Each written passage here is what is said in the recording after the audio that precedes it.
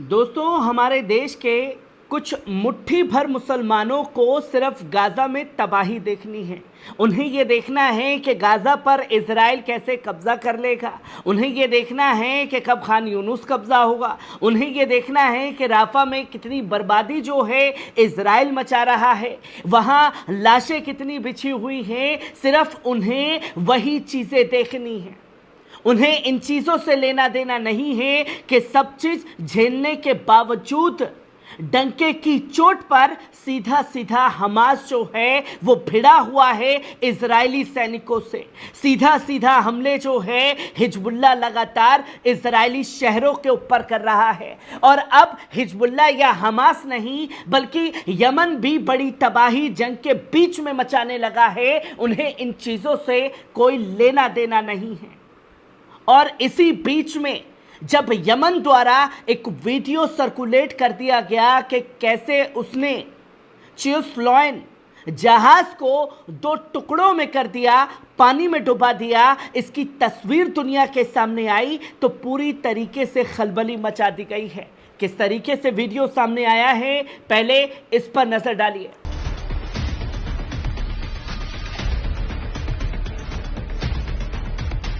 देखा कि किस तरीके से यमन जो है लगातार जहाज़ों को निशाना बना रहा है। जहां चियोस्लॉइन जहाज़ जो कच्चे तेल लेकर के जा रहा था तेल टैंकर पर, अपने हमले का फुटेज जो है वो प्रकाशित किया गया यमनी सेना द्वारा। और यमनी सेना ने यह बता दिया कि वो लगातार इजरायली जहाज़ों के ऊपर, अमेरिका ब्रिटेन के जहाज़ों पर और जिनके संबंध इजराइल से चल रहे हैं उन जहाज़ों के ऊपर कहर बन करके टूटा हुआ है। जहां आप साफ तौर पर स्क्रीन पर देख सकते हैं कि यमनी सशस्त्र बल के याह्या सारी ने लाल सागर में चियोस्लॉइन कच्चे तेल टैंकर पर अपने हमले का फुटेज जो है वो जारी किया। यमनी सेना फोर्स ने, नौसेना ने जहाज़ की एक और विस्फोटक से भरे सतह वाहन को निर्देशित किया क्योंकि इसकी संचालन कंपनी ने इजराइल कब्जे पर यमनी प्रतिबंध की शर्तों का उल्लंघन किया था। जहां साफ तौर पर यमनी सेना ने लिखा कि हमने इस जहाज़ को इसलिए निशाना बनाया कि हमने कहा था कि कोई भी जहाज़ अपनी डिटेल जब तक नहीं बताएगा और वो इजराइल की तरफ जा रहा होगा, हम उसे पहले रोकेंगे और वो नहीं मानेगा या चोरी छुपे से जाने की कोशिश करेगा तो हम उस जहाज़ को निशाना बनाएंगे। और हमारे नियमों का उल्लंघन किया गया, इसलिए हमने जो है इस जहाज़ को दो टुकड़ों में बांट करके पानी में डुबा दिया है। जहां समुद्री सुरक्षा से यूके एमटीओ ने कहा कि उसके बंदरगाह की एक यूएसवी द्वारा चियोस्लॉइन से संपर्क किया गया था। संगठन ने कहा कि यूएसवी के कारण जहाज़ को नुकसान हुआ और सफ़ेद धुआं निकलने लगा। हालांकि इसने कोई और अपडेट नहीं किया है। जहां साफ तौर पर उसने बताया कि बड़े हमले हुए हैं और खुद यूकेएमटीओ ने भी ये माना कि हाँ, जहाज़ को उड़ाया गया है जिसकी तस्वीर दुनिया के सामने आई है। और सिर्फ यही नहीं, यमन लगातार जो है नुकसान पहुंचाने का काम लाल सागर में कर रहा है।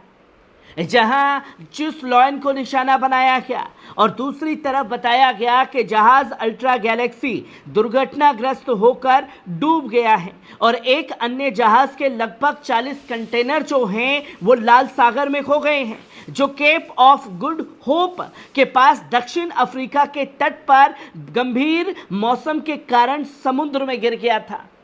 और बाब अल मंदाब जलमंडल वायु क्षेत्र में के बजाय केप ऑफ गुड होप पुराने और वैकल्पिक मार्ग का उपयोग यमनी सशस्त्र बलों द्वारा इजराइल पर लगाए गए नाकाबंदी के कारण हुआ है।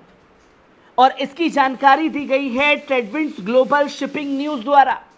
उसने ये साफ तौर पर बताया कि ये जहाज़ भी अल्ट्रा गैलेक्सी जो दुर्घटनाग्रस्त हुआ है वो यमन के कारण हुआ है क्योंकि लाल सागर से इजराइल के पास पहुंचने में कम समय लगता है। पर कुछ जहाज़ों ने लाल सागर का रुख जो है वो पूरी तरीके से ख़त्म कर दिया, जिसके चलते उन्हें साउथ अफ्रीका, सऊदी अरब और तमाम देशों के दौरा करते हुए वहां पहुंचना है। और जो जहाज इजराइल में पहुंचता लाल सागर के माध्यम से 15 से 19 दिन के अंदर, अब उस जहाज को तकरीबन 40 से 42 दिन का समय लग रहा है, जिसके कारण कई जहाज दुर्घटनाग्रस्त हो रहे हैं। और इसका भी खामियाजा खास तौर पर बता दिया यमन ने कि वो इस जंग में क्या कुछ कर सकता था और क्या कुछ उसने करके दिखाया है, जिसकी तस्वीर लोगों के सामने आई है। और सिर्फ यही नहीं, यमनी सेना ने तूफान और अल मुदामार यूएसवी का अनावरण किया, जो विस्फोटक से भरी दूर से नियंत्रण स्पीड बोट की तूफान लाइन की नवीनतम प्रक्रिया को दर्शाता है। उसने यूएसवी पिछले संस्करण तूफान 3 की तुलना में कम से कम 2 से 3 गुना बड़ा हथियार रखता है।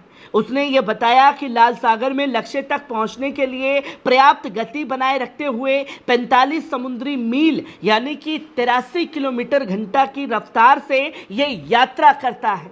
और यूएसवी को लाल सागर के ट्रांसवर्ल्ड नेविगेटर के निशाना बनाना था, जो बाद में अपने चालक दल के सदस्यों को निकाले जाने के बाद डूब गया, जिसकी जानकारी खुद दी जा रही है यमन द्वारा।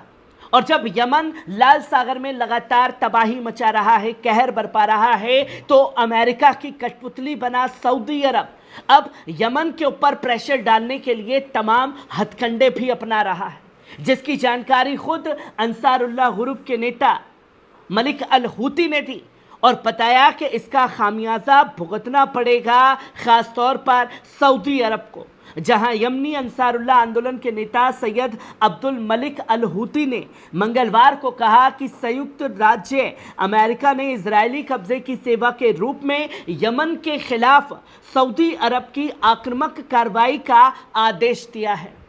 और 9 साल के युद्ध के बाद पिछले साल यमन पर कम तीव्रता वाले आक्रमण के बाद यमन के अंसारुल्लाह और सऊदी अरब के बीच तनाव बढ़ रहा है। और इसके चलते अंसारुल्लाह नेताओं और कमांडरों ने रियाद की आक्रामक नीतियों के खिलाफ चेतावनी दी है, जिसमें सना में बैंक हस्तांतरण और व्यापक प्रतिबंध लगाना और दोनों पक्षों के बीच कैदी विनिमय डोजियर पर बातचीत को रोकना शामिल है, जिसमें विशेष रूप से सऊदी अरब यमन में अदन और अधिकारियों के माध्यम से यमनी सेंट्रल बैंक मुख्यालय को सना ने उनके नियंत्रण वाले क्षेत्रों में स्थानांतरित करने पर जोर दे रहा है, जिसकी जानकारी थी कि कैसे पॉलिटिकल प्रेशर, क्योंकि यमन वो देश है जिसके साथ में अमेरिका, ब्रिटेन और दुनिया भर के झुंड वाले देश पहुंचे यमन को रोकने के लिए।